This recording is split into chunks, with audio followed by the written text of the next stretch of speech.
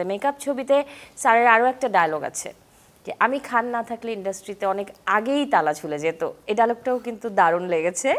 আমার প্রশ্নটা হচ্ছে যে মেকআপের যেই সংলাপটা আপনি দিয়েছেন সেটা কি আমার দেশের চলচ্চিত্রের ক্ষেত্রে একটা বাস্তব চিত্র কিনা?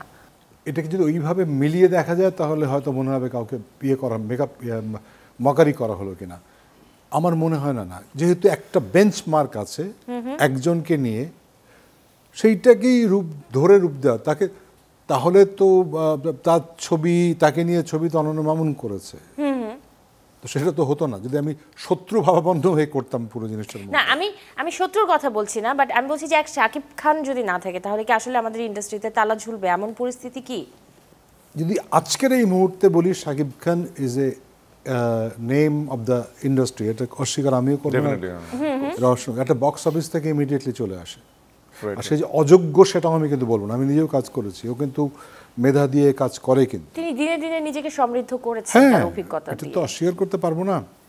এখন এবং কাজ করেও দেখেছি, বাইটারে গেলেও কিন্তু বেশ বেশ ভালো প্রফেশনাল, জিজ্ঞেস করে বলে কেন।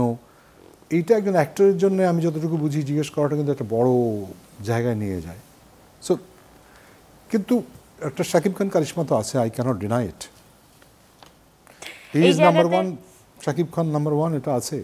এখন সেইটা কি ঠিক, সেটা কি থাকবে না আর কেউ আসবে, আরও বৈচিত্র্য থাকবে ইন্ডাস্ট্রিতে, সেটা তো ভাবতে হবে। এখানে রোশন কিছু যোগ নাহলে তো করবে কি? ভালো লাগবে না, টিকবে না ইন্ডাস্ট্রি একটা পর্যায়ে।